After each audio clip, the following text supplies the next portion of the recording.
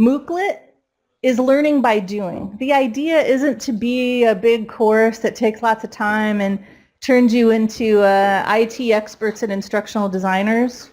You can choose to go that path if you want to, but that's not the purpose of this MOOClet. This experience that you're going to help us build further and improve upon is really to just get your feet wet and start doing. All right, this is learning by doing. So I remember yesterday we had on the board that, you know, maybe skills are a hard thing to do online. Well, maybe we'll disprove, maybe we'll prove that it's true or not, but you will learn some very simple skills so that you can use the EdCast platform yourself and create your first very, very simple MOOC. Okay, this is, how many of you are bloggers? Any of you blogging? Or how many of you use Facebook? Okay, Facebook, some blogs. So this is a little more complicated than that because there are more features.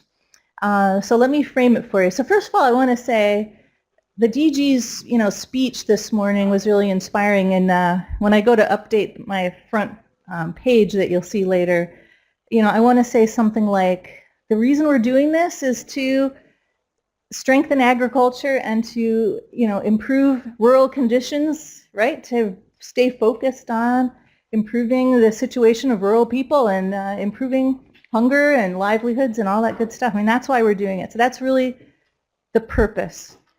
The reason for the MOOClet is to get you in action, to start using these tools, not because you're going to be an expert right away or master it right away, but because you want to try it. And you want to see and spark ideas in your own minds and hearts and in the hearts of the people that you work with so that you can start using these tools. Now, the good news is there's no way to be wrong or fail at this because the way you're going to use it for solving your problems here in India is not like anyone else is using it. So you can learn from all those experiences, but you get to do your own thing with it. So I purposely did not structure this experience for you to have, you know, readings. It's not a class where you have readings and then discussions and then a test or something. This is really more like diving into a piece of software and starting to use it. So it's more a voyage of discovery. And that might make you uncomfortable because it's might not have enough structure for you, and that's okay. We can add more structure. But what you're doing is helping us create an experience that's by you, for you, and your colleagues. And I'm just seeding it, just providing the space in the EdCast platform for you to get started. And my goal is for me and my team, Todd Shunnison and Rashad, who are on my ICRISAT team at MSU, our goal is to sort of back out of this over time as this becomes your own thing, right? We're just setting it up. We're populating the background, giving you some ideas, sharing what we've learned, and then hopefully some of you will get sparked and say, okay, now I have something I want to do with it. Because there's no wrong way. There's no one way. We'll show you a very simple way to get started, but it's just the first step. You can diverge off into a CMOOC. You could diverge off into, you know, broadcast style XMOOCs for the masses. You could diverge off into ICT mobile platforms for farmers. I mean, there's lots of potential here. This is just the first step, so keep that in mind. I want to frame the expectations. So based on the number of people, let me just count. 1, 2, 3, 4, 5, 6, 7, 8, 9, 10, 11. Oh, this is a good number. So what we thought we would do, Ramesh suggested that, hey, we should break people into teams and actually get you started. And the course is online. How many of you have laptops with you? I see one over here. Just raise your hand. So just one. Anybody else over on this side? 1, 2. 2 laptops that work on the wireless here? Okay, so 2 teams could stay in here, and then the rest of us can go in the smaller rooms because it'll be crowded. We won't all fit in there. Actually, what I should do is, let's see.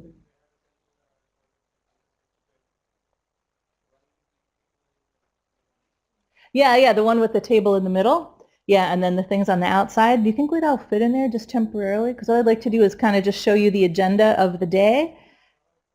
Yeah, that probably won't work. So Yeah, we'll probably just divide into 2 groups. Okay, so for those of you with the laptops, you need to be sitting with about 3 other people. So if you had 4 people on yours, and if you had 4 people on yours, and then everybody else can come with us into the other room, or maybe, let's see if that works. Yeah.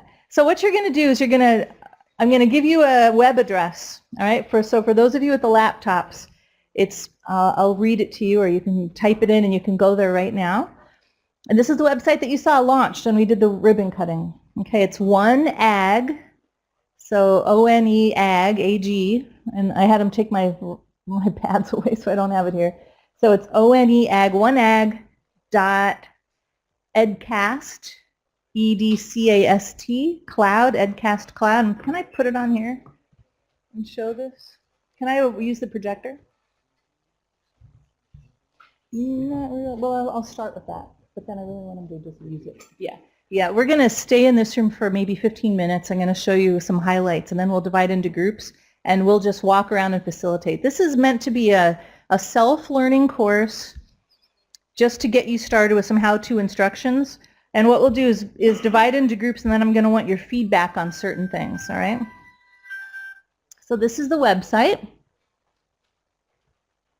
So that's the oneag.edcastcloud.com, and you'll see the first course, the MOOClet up here, which is only going to be live for today, for your workshop. And based on your feedback and your comments, we will make a new iteration of this, and it'll be a different version tomorrow, a new improved version tomorrow. So you're the pilot group, okay? You're the pilot inaugural group to make this even better.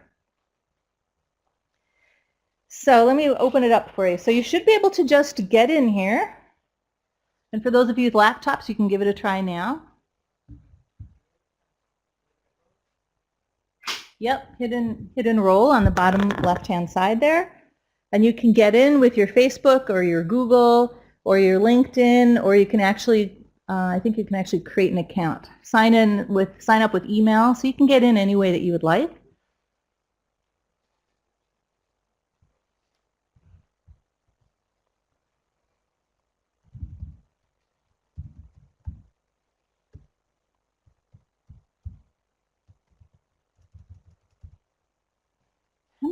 I can never remember my password. Let's see. Yeah. Where's Kelly? My daughter would remember for me. There we go. No, don't save it. All right, this is the EdCast platform. It's built on the OpenEdX, open source software. When they make improvements to the core, they share it back to GitHub, which is where open source things are shared. And then they have what they call API layer that you can plug in added features. And they've made some added features themselves that are proprietary, and then they can plug in third-party things. So if you had an application from your organization that you wanted to plug in here, if it's LTI 2 compliant, and don't ask me the details because I'm not that techy, they can probably accommodate it, because they're doing that for us right now for our MSU instance of this, this platform. So it's relatively new. It launched, it has a network of 200 universities that are starting to use it right now. They launched today, as Dileep said, with the United Nations and Columbia University Sustainable Development Network, they call it, which is the consortium of 200 universities around the world, and they're starting on September 9th. They're going to launch using the same exact tool, what they're billing is the largest course, credit course, academic course, in sustainability in the world. So we'll see how many enrollments they get. Wouldn't that be great if they had, 200,000, a million enrollments? This has the capacity to support that number simultaneously. However, be warned, it's new software, all right? So it's not totally intuitive all the time, And it's also built on an OpenEdX core. So, my staff who's used lots of learning management systems have a list of things to go back to the developers to say, tweak this, tweak this, tweak this. But it's worth using it because we're part of a community of software developers that will keep tweaking this to make it better. And it gives us control as a consortium, and you as members of the consortium, it's open source software. You don't have to wait for the vendor to do an upgrade, right? You can participate in this community yourselves. So there's lots of things that we can do as a group, but remember, we're just getting started. But I bring that up because don't feel frustrated if you can't figure out how you're supposed to do something, okay? It's probably not you. It's probably this software, which is fine, and I'm glad that we're able to use it. So I'm in as the faculty view here, and I'm just going to show you. Ah, you see my video. Yes, in the getting started. All right, here's the welcome. And you can watch my video on your own. Da-da-da. This is very simple organizing lessons or topics, kind of like you're writing a book. You know, you have a book chapter and then you have topics within the chapter. That's sort of the thinking of this. It's very easy to add text. It's very easy to add video. Not so easy to add images at this point. It's not really hard, but I'm not showing you how to do that because it's kind of takes more steps. So what I want to just do is show you the very simplest feature so that you can start seeing how you can use it. Now, I'm not going to walk through the software. What I would like you to do is give me some feedback on a checklist. We can do that together right now. And then when we break into groups, you can actually start using the software. So let me show you how we've organized it already. So there's a welcome. There's a link to what is a MOOC in the first place. And this is the presentation that I gave yesterday that I put up on SlideShare, and when the video is free, you know, you'll see that in here. Or maybe this will be your own video, right? It doesn't have to be for me. I'm just framing it and seeding it for you. This is meant to be a 3-part experience, so maybe it's 3 weeks. That's how we set this up, week 1, week 2, week 3. The first week is planning your MOOC, making some decisions about who's your audience, like we heard how important that was today in some of the talks. Who exactly are you trying to aim at? Doesn't mean other people don't show up, but who's your key audience? What are you trying to do with that audience? How are you going to know you did it? You know, what are you really trying to do? So we have some prompts, some questions to help you narrow down your thinking. And if you have an experience you already do is capacity building face-to-face or an existing online product, you can repurpose that in here. So you might have already done that thinking. That's great. So the first week, so what's the plan? Week 2 is build your MOOC, your MOOClet. Now we call it a MOOClet because most MOOCs, as I talked about yesterday, are like a big class, you know, like a 13 weeks, 6 weeks, 8 weeks. This isn't that. This is meant to be a Kickstarter to get you started. And if you had time to sit down and go the whole thing today, great. If it takes you a couple sessions, you know, that's okay too. The purpose here is to just get you started. So there are steps here. There's navigation on the right-hand side. There's navigation on the top. And there are videos and links to the how-to section. So if you wanted to know how to do something, you'd watch an introductory video. If you wanted to, that shouldn't have clicked on that. Your course space is already set up. We already set up sample courses for you. Let's say you wanted to create your course structure. So you could just go through these top to bottom in a row, and it's just an instruction manual. There are scroll bars on the bottom and on the right-hand side. So these are your instructions for how to build your MOOC, right? Technical support, creating your course structure, creating your learning materials, thinking about how to get feedback from people, and so on. That's week 2, build your MOOC. Then week 3 is go live, okay? So you've planned it. You've used the program and loaded up some content and thought about your interactions with people, and now you're going to publish it. Everything is behind the scenes until you hit the word publish, right? Until you tell it, make it public. And once you do that, you have to think about how you're going to monitor the progress. Who's showing up? Did you invite 6 friends? Did all 6 friends show up? What did they do in there? So there's a dashboard that you can take a look at to understand what's going on inside the class. And you should also be thinking about collecting data. How do you know what your impact is? How do you know how successful this is? And this will tell you how people are using the EdCast platform for your purposes, but it's not going to, you have to add in surveys for, you know, what are they actually doing with it on the ground, or understanding its impact in the real life, depending on what your goal was. So you need to really think about collecting data. And then part of this course is actually telling the story of the activity that you organized. So what is it, what worked and what didn't work? So the best way to go about thinking about this class isn't this like you're writing a book, a monumental thing. This is very short single topic, the narrower the better for this particular practice purpose. But get in the habit of reflecting on what you did. The point isn't just to build it. The point is to build it, have your target audience use it, and then figure out how to make it better the next time. So you have to think about the whole process and close the loop, like a system. This is the way you think as in agriculture and IT anyway, and this just applies it. And our goal would be to come up with a standard, maybe a case format, not something really long, very brief, maybe 5 or 6 questions that you could use to tell that story. And if all of us used the same 5 questions, then we could really start to see some trends over time and start to contribute to the research and teaching and learning about what works in this kind of delivery format in your context. So we'd like your feedback here. There's a wiki attached to this where you can go in and provide feedback in the wiki about those questions. The goal would be to get some consensus by the end of our workshop today on what those 5 or 6 questions should be. And those could change over time, but let's start with a basis that kind of makes sense for what you want to do. So basically, that's what the wiki is. That's what this MOOClet's about. There's resource collections where there's some examples of things. There's some documents we've put in here. There are some videos we've put in here. Right?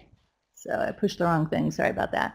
And then there's last steps. There's just a conclusion. So this is planning, building, or assembling, putting together, making it live and evaluating, and then sharing what you did. So this isn't something you're going to do all today, but it would be really great if you could look through and provide feedback. Is this not enough? Is it too much? Do you want it structured a different way? Let's make this work for you. There are so many things we can pull from. Our biggest challenge with this particular one was trying to make it very simple. We may have gone overboard making it too simple. I don't know. I want you to dive in as real users on a computer, and I can facilitate, and Mary said that she would help, and so did Ramesh. And my tech team, even though it's in the middle of the night in the state of Michigan and Wisconsin where they're located, are supposed to be, Todd Shunnison is supposed to be available by Skype so he can answer questions. So Todd Shunnison on my team helped me build this, and I owe him a lot of credit. He's worked through the process. He knows this software a lot better than I do. But I worked on the content and some of the resources to be shared. So let's get started. And one of the first things I want to do is get your feedback on the list of things that are here under the week 1 plan your MOOClet.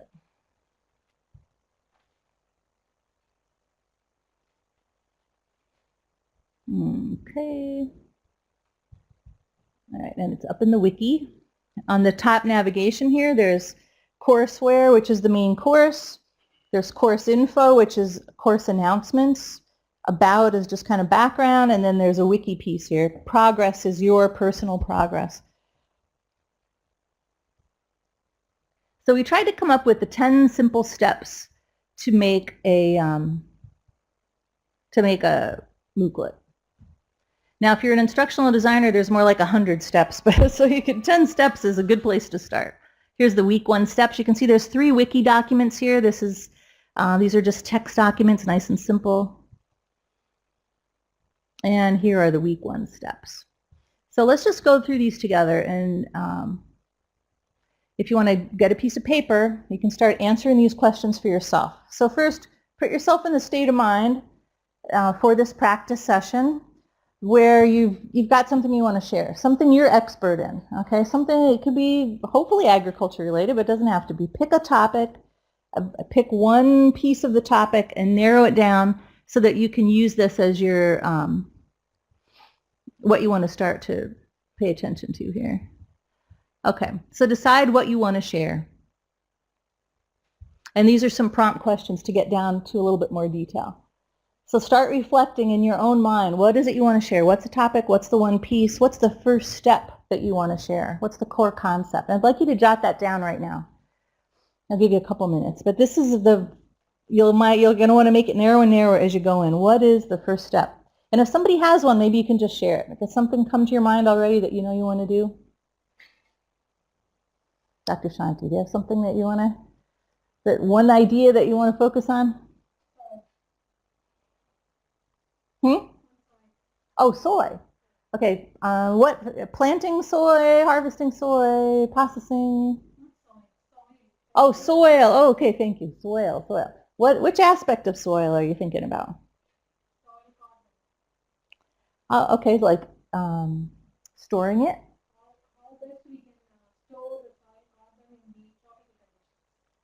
Great. Okay, so that's a question, right? How can you best store soil carbon in tropical conditions?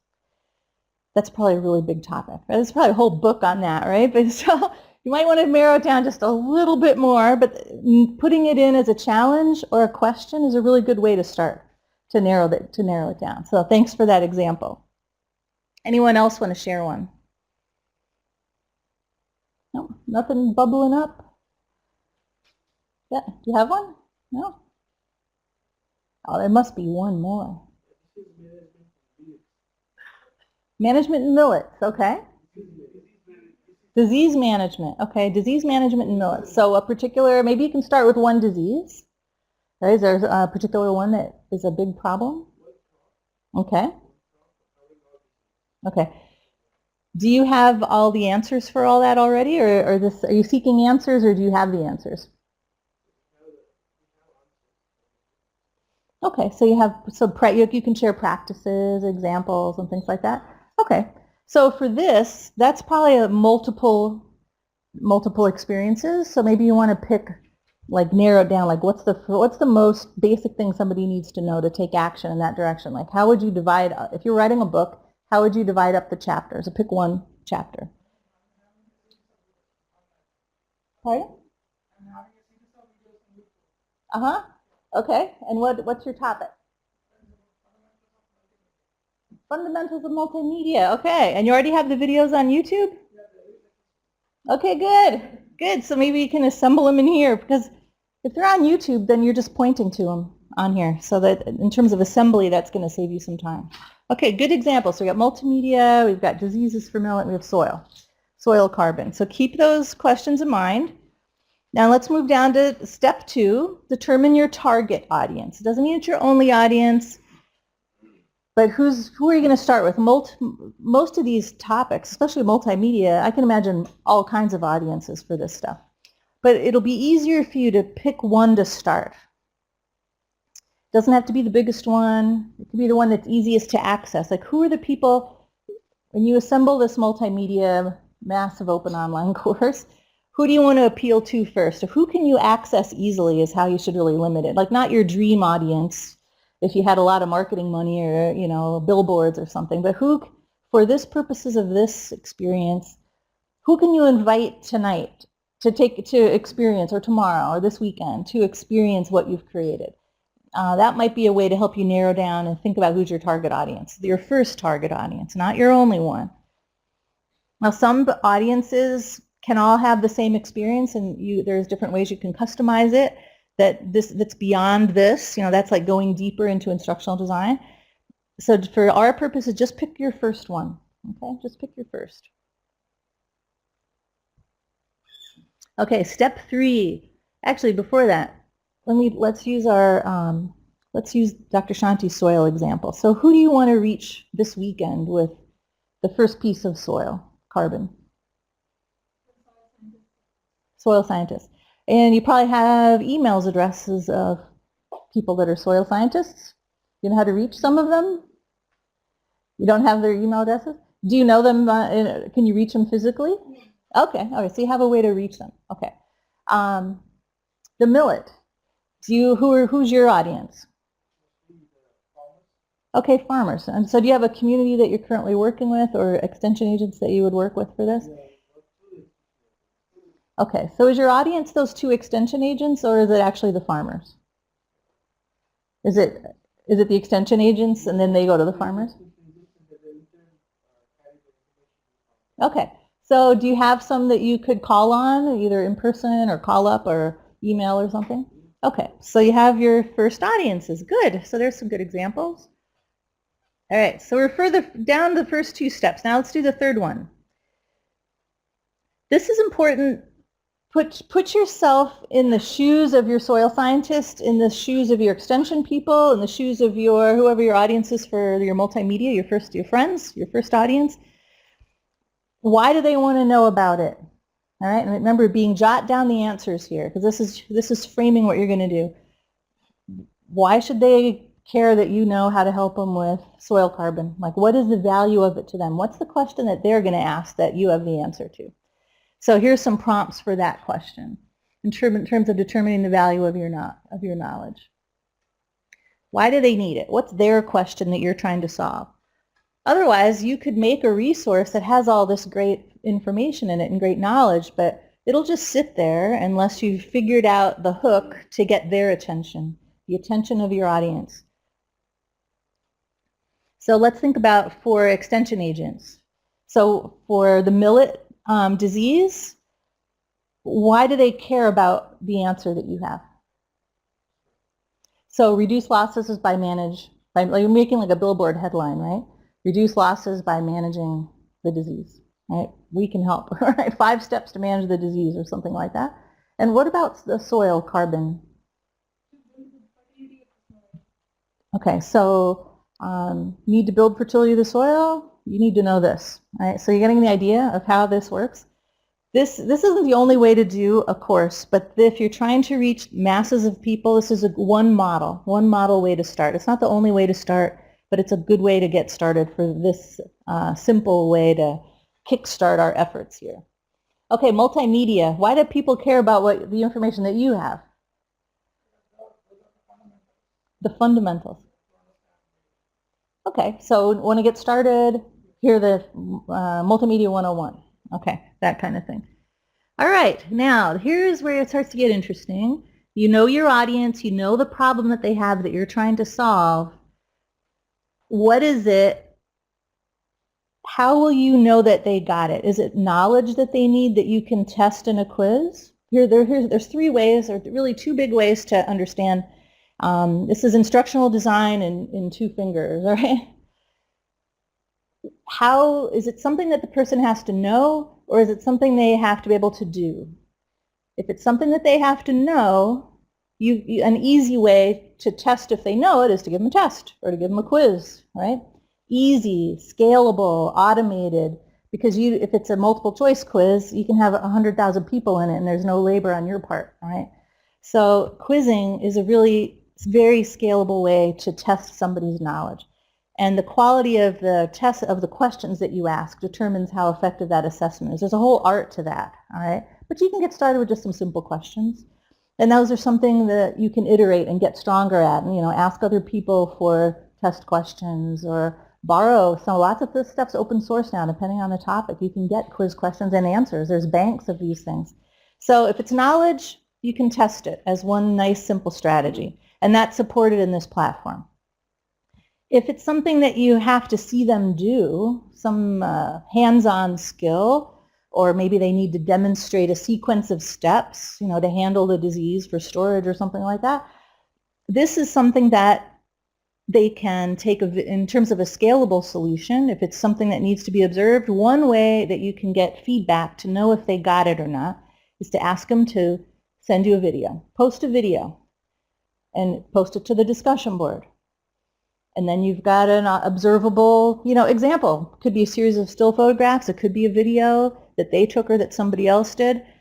That's one simple way to get that kind of feedback. So those are the 2 major kinds of knowledge and 2 really popular, pretty scalable ways to get the feedback. There are other ways. There's millions of choices. People whose job is designing MOOCs and online courses, there's all kinds of decision trees and choices. We're just trying to make it very, very, very, very simple so you can get started. And most MOOCs on Coursera are just reading and testing knowledge. They're not skills-based. You have a unique challenge here. Agriculture is skills-based, so you need more creative solutions. So these will come over time. You will figure out, and you'll learn more as you go, but we're just trying to be nice and simple here. So for soil, let's keep using your example. Is this a skill or is it something they have to know?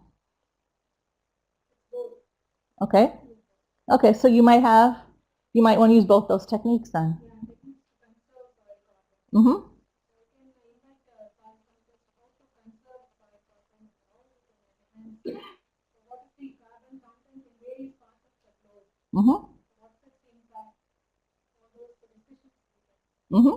So a choice you could make is to say, you know what, for this simple MOOClet to get started, I'm just going to get the information out there. And that's okay. It'll be more engaging, and you'll be able to understand your impact you're having more if you have this feedback loop. So you ask the learner to share with you some information back. So if it's a skill, share with me a video or describe the process that you used, right? Share it back to the discussion board so peers can give them feedback. It doesn't necessarily have to be something you as the instructor are evaluating. You want to try to avoid that in a MOOC. But if it's this weekend for your friends, hey, make it, go ahead.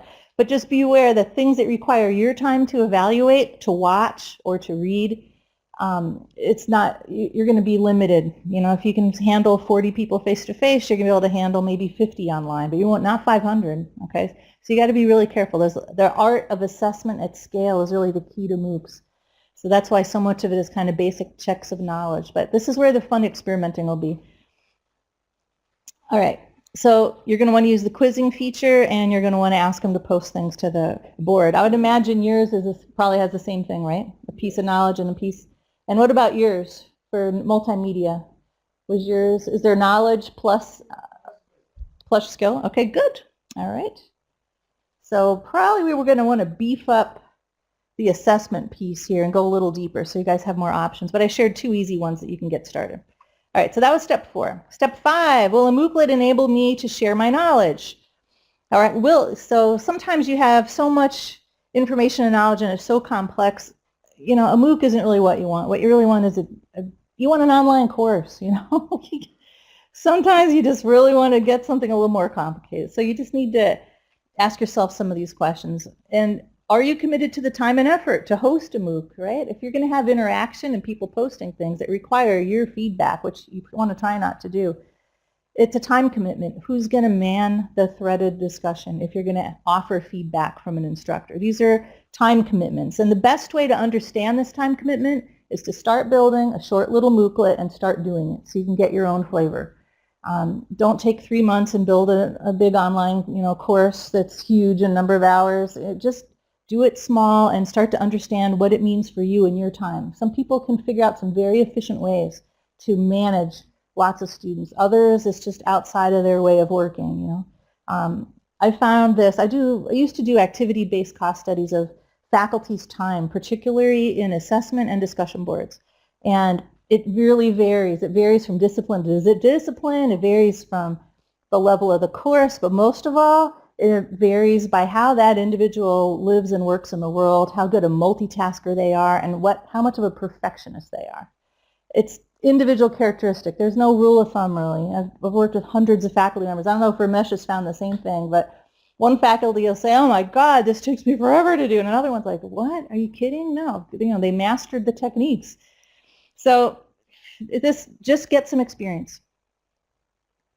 6, plan the duration and timing. Okay, picture your topic. How much time does my ideal target audience need to really spend? Half an hour? An hour? 4 hours? 40 hours? Really give it some thought. And now you won't know, again, this is one of those things. You will not know, unless you've already created something in a digital format, you won't know how long it's going to take the person. Right? You might know how long it would take you to tell all the stories. Right? You might know how many pages they would have to read if there's a lot of text, but you won't really know how long it's going to take. And that's okay, because these are any time, any place, right? But you are going to have to frame it for people. Most MOOCs get attention not because they're up and available all the time, like this one might be, but because it's a time, it's an event. It's got a start date and it's got an end date. That might just be for a day, it might be for a week, it might be for 6 months. So you get to pick. The shorter, the better. We've experimented with the 10 MOOCs that we've done so far, and if you look at what some other people are doing and are emerging best practices for MOOCs, 2 to 3 weeks. That's all you're going to have somebody's attention for. By the second week, people are, lurkers are gone, and only the diehards are left. So 1 or 2 events. Our magic sweet spot for the food industry for food fraud was 3 weeks with 2 synchronous sessions. The first one being the most popular, the second one had about half. But our faculty member couldn't get it into just 1 session, so we had to have 2. The shorter the better. 1 week, short courses. You can hold people's attention, they can get it on their calendar, and it's over and done. If it drags on too long, unless you're giving somebody a certificate or credit or something that helps them, you know, is really highly motivating to them and they need to finish it to accomplish some goal, you're not going to get them for more than 2 or 3 weeks. It just falls off their calendar. So try for MOOC, that's one reason we call this a MOOClet. One shot, short. Maybe they go in twice, maybe 3 times. But that's all. That if it's more than that, maybe you have more than one MOOClet and you want to make a series as opposed to putting it all in one thing. So those are things to think about in terms of plan and duration. And then you need to think about step 7, legal considerations. All right, how are you licensing this? Can this be openly licensed? Is this all your information, or are you copying it from a book that's copyrighted, right? Which you can't do. Who owns the intellectual property that you're repurposing? The videos, the photos, the text, where is it coming from? Unlike a classroom or a face-to-face thing, once it goes in digital format, especially here, people see it, and people will call you and say, you're using my stuff and you didn't ask my permission. Take it off.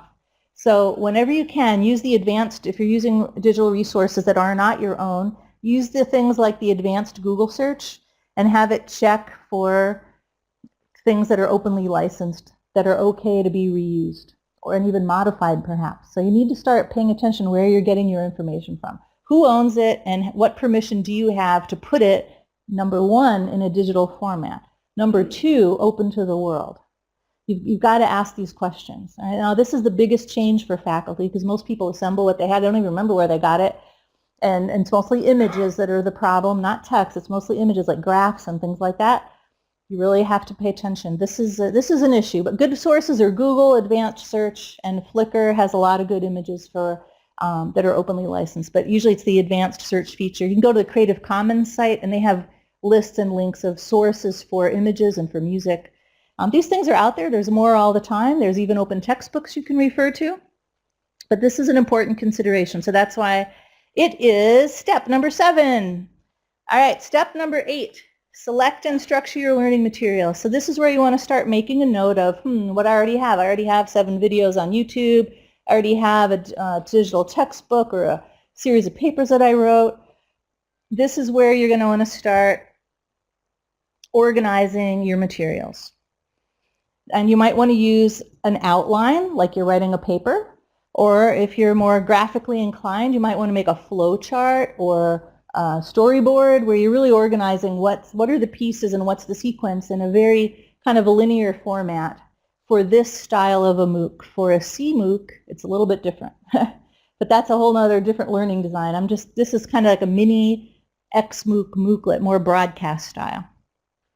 So start making your chart. Start doing the little flow chart of in what order you're going to cover things, like the steps, like this checklist. So that's step number 8. Number 9, all right, we already talked about this, determining assessments for a massive scale. And we talked about the quizzing, and we talked about ways people could show you what they've been doing. But remember, that takes your human labor to evaluate. This is one reason people do, like our food safety folks, do hybrid courses. They do the skills part face-to-face, but they do the knowledge part online. And that enables them to actually shorten the total time that they're teaching and reach more people because they split it about in half. Half is theory, they do that online, they do the quizzing, and then the other half is still face-to-face. That's a very popular model. Okay, how are you going to staff this thing? Now that you know how you're assessing and what you're asking people to do you need a discussion board? And if so, do you need to be on it, or are people just going to talk to each other? How are you going to staff it and get the work done? A lot of people recruit family members or students or helpers. Usually it takes a team to do this. And then how are you going to get the word out? So we might not be selling it, but how are you going to be spreading the word? All right, that's step number 11. So these are all things that have to do with planning. And then think about how are you going to end it? Are you going to close it at the end of the week or the end of the 3 weeks? Or are you going to keep it open forever? Are you going to archive it someplace and share it through AgEd courseware? Or what are you going to do with this thing? All right. It takes some planning. It depends on the resources that you have available to you. My suggestion for our things here in EdCast for the one ag, one science, is that you keep it here, but you can set the start and end date, right? So you can always store it here. It doesn't have to be accessible, right? But it can be turned on and off based on the start and end date that you want to set. All right, and then these other steps are things that we aren't really part of the checklist. I just left them at the bottom so I wouldn't forget them. When you do your when you go through this, you're going to want to when you're having your own like list of content, you always want to have up front a description of what the people can expect, and you always want to have at the end like a little recap. You know, here's what we learned. You know, here are the 3 things. So this is the checklist. These are there's about 12 steps, not 10. These are the 12 steps for making a MOOC. They're in this wiki form right here because we want your feedback. Because I wanted to know, and you can just let me know right now and I can just start to take some notes. Are there any steps missing from your perspective? Do you need another step in here? Something missing? Is there anything we should add? Or do these steps sort of make sense? I mean, it's one for me that if I walk them through, they probably make sense, but I would love to know if there's something missing or if there's too many. Mm-hmm. Uh-huh. R&D. Uh-huh. Uh-huh.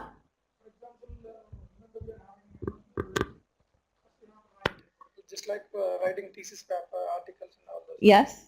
You have to write all the video content or whatever the sections. Authoring, right? Yeah, authoring yes. Kind of. Mm-hmm. You need to collect enough data first. That is the first step before delivering the lecture actually. Okay, good. All right, that's a good one to add. People agree that's a good, should we add that to the list here for the next time? So authoring, okay. R&D of the content actually. All right, research and development of your content. Yeah. That's a really good one to add in. Others, are there more things we should add? So now we're going to be up to 14 steps. That's okay. That will be more effective. Yeah, no, that's good. Others? Yeah, just one Room thing. and then you. Okay, if this whole thing is free, that's okay. What if this is paid? If the audience has to pay the fee, where does that come in here? Oh, for the transaction, to Yes. think about how you're going to take the registration and enrollment transaction. Yep, that's actually under a different section, but I'm glad you brought that up. We should add that in right here because that is a decision you have to make up front. Yep. Okay, so content and the transaction, and do you have another one? Oh, you forgot it? Maybe when you're going through, it'll come back again. So this is in a wiki. When you get into this course, you can edit this. You can make this sound like whatever you want in your course. All right. This is just to get you started so you're planning. Yes. The feedback, there's a couple ways to get feedback. There's a couple different tools in this system as it stands right now. The easiest one to use is this tab over here on the right-hand side. This is actually a forum. So it's like a Facebook comment. It's threaded discussions. They're sort of organized by topic. And what's neat about this is as you start to use it, you'll see it. It knows where you are. Like if you're on step 7, the forum will be for step 7. All right, so it's kind of contextualized, and that's why it's always on the right-hand side. So, and you'll know if there's somebody else on step 7, like a little thing will show up and you can chat with them. Right? So if there's a lot of people in the class, that's one way that people can feel like they're not in the thing alone. So that's a handy feature of EdCast. That's one of the things that they've added to it. So I think that falls under an existing step in terms of thinking about interaction and a learning activity. Now, if you just wanted to have a discussion, my experience in doing this for a long time, a lot of people like to say, oh, well, maybe somebody wants to talk kind of socially. We'll make like a cafe over here. Most of the time it's not used. It needs to be kind of purpose-driven. Is it a learning activity for demonstrating a skill? Is it an activity for providing feedback to somebody? Those are the 2 most popular ways that people use discussions like this, is because they want to contact other people in the class to get their opinions, to get their feedback. Not casual, but as like an assignment, like it's for a purpose. Most people aren't in here chatting or tweeting or Facebooking socially. They're here to learn something. So if it's tied to a learning activity. Okay, so how about if we do this? Well, there's 2 laptops in here, right? You've got one. You've got one. You ask a question? I have a couple of questions Okay. regarding the duration of the MOOC. Uh-huh. See, I was associated with the reusable learning object Oh, yeah. one project, and we have defined the duration of the reusable learning object based on the theme. Mm-hmm. See, as told by Shanti, soil is a very big subject. You have to break that subject into small themes, Mm-hmm. and the one theme can be one booklet. See, Good way to think about it. I would like to know what is the scope or the size of one booklet. It's totally up to So you. as told by you, 3 Yeah. to 5 hours in a week, and it can go up to 2 to 3 weeks. Well, Why yeah. don't we have a small booklet which Yeah. will start and finish within 2 hours? So That'd be that great. we will finish and go out. You want to? That'd be a great thing to try. Because every day or every week he may not find time. Right. So when he sit on the booklet, he will finish within 2-3 hours and go out. Mm-hmm. Will it possible? Oh yeah. There's no limit here, and the software doesn't limit you in any way. You're limited only by what you think's possible, what you want to try. Okay. There's no inherent limit. You can make it an hour. You can make it 2 hours. You can make it a day. What you're trying to do with the time is frame person's expectations so that you're communicating that this is a couple hours or it's a couple of minutes. It's your choice, and that's the fun of having you guys part of this and experimenting in your context with what works for you. Is you bringing different experiences to the table, you have different audiences, you have different options. There's no one right way to do any of this, okay? That's why just starting in and doing it and trying that out in a way that you can share back with others what you learned is the beauty of doing this together in a consortium. And that's why I had that step for sharing back, with some sort of common questions. And we'll get to that at the end. We'll regroup and we'll talk about that. But if you tried that out today on this MOOC, that'd be great. And then especially if you tried it out on a real audience and you could see, oh, this was my plan, but when I implemented it, this was a surprise, and I got something different. And this is what I learned. And then you can share that with everybody here who may have a similar question or challenge and wants to know how it turned out for you and why. I mean, that's the beauty of doing this in a group like that. There's no reason, there's no standard, there's no, and MOOCs have only been around really in scale since 2012, so that's only been 2 years. So there's lots of research and learning science and data for online learning and distance learning and the learning science of multimedia. And you can pull from all of that for this. The MOOCs are just a way to do it at scale.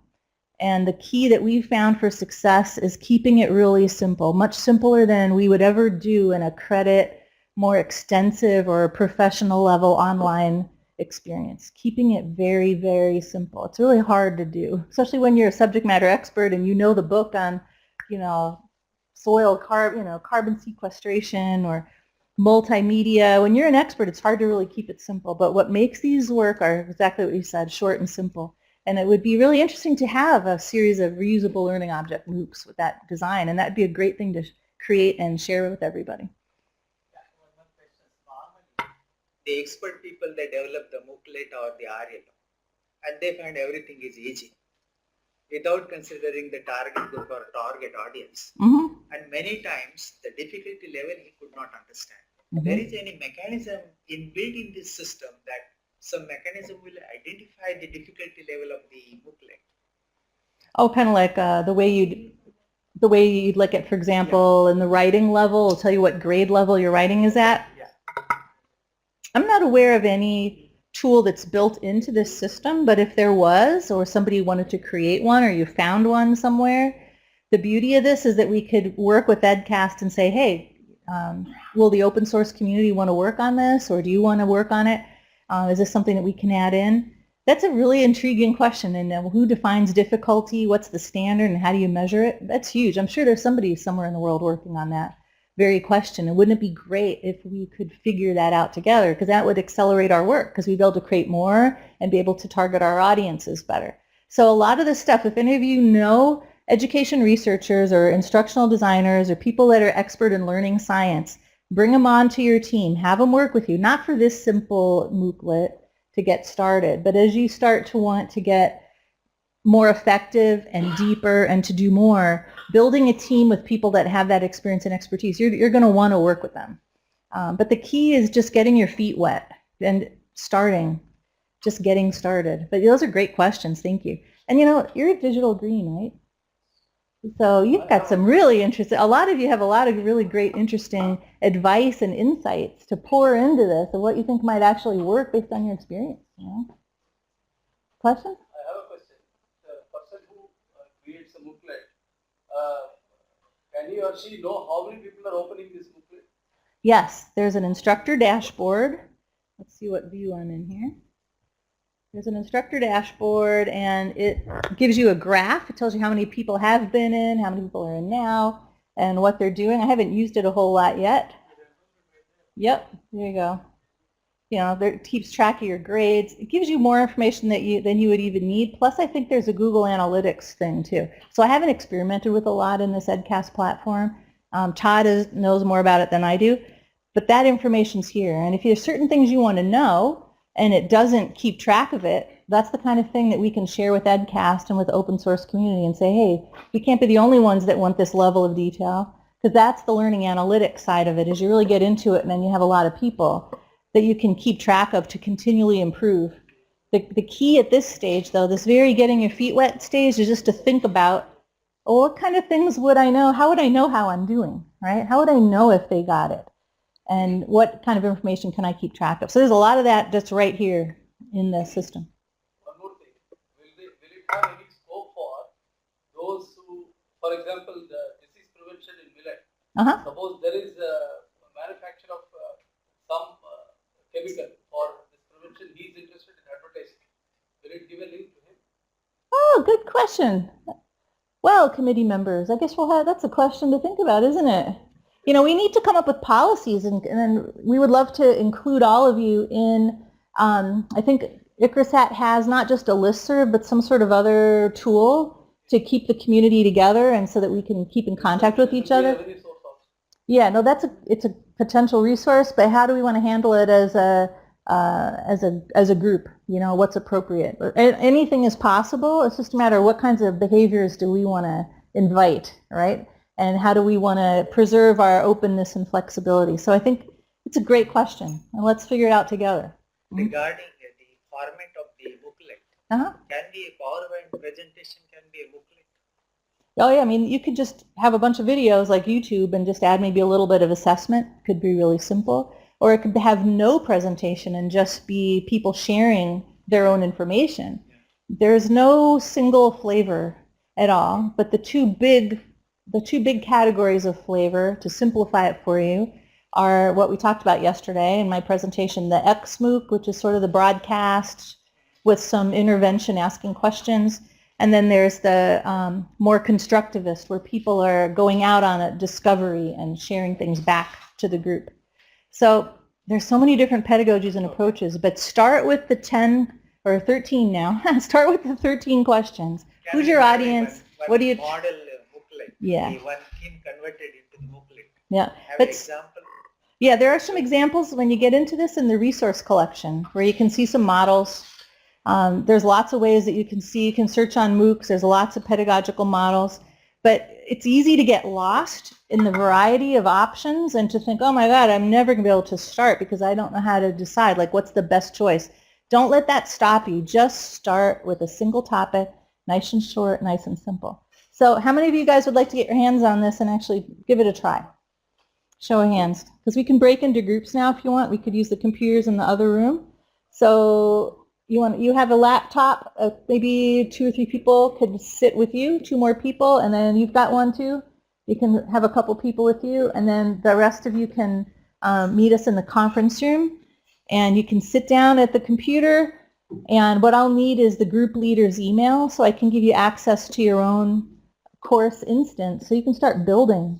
All right? So this course is like this MOOClet at this web address is a reference course for you. You can share things in here. You can edit the wiki. You can post things to the discussion just to kind of get a feel for it. But we can actually give you as a team access to your own course instance, and you can start building it yourself. All right? Yeah. A break? Sure, that's why we're going into teams, because I'm not doing any more talking. You guys are. Thank you.